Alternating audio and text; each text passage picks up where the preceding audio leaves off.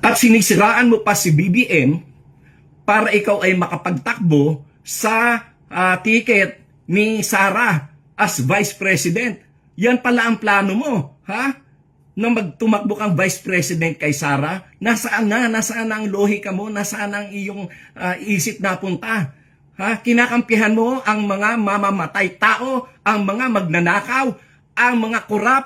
Hindi lang korap na sobrang corruption ang ginawa niyan. Diyan lang sa flood control project. Kung hindi pa dahil kay BBM, hindi mabubunyag yan.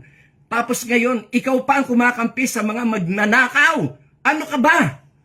Pambihira ang utak mo, Aimee. Hindi ko malaman kung saan mo nakuha yung utak mo.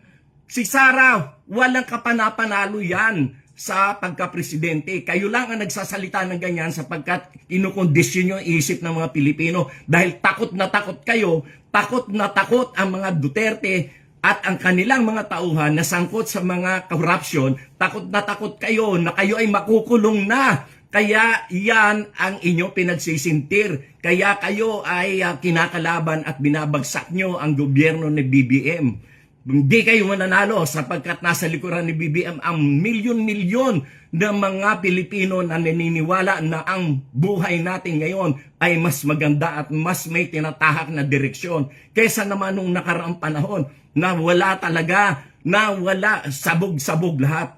Kaya Aimee, mag-isip-isip ka. Hindi ka namin papayagan dyan sa ginagawa mong yan. Sapagkat kami mismo, kami mga Marcos loyalist, kami mga taong mga Pilipino na naniniwala sa kagandahan ng ating demokrasya ang magiging kalaban mo. Hindi ka naman nanalo kahit kailan.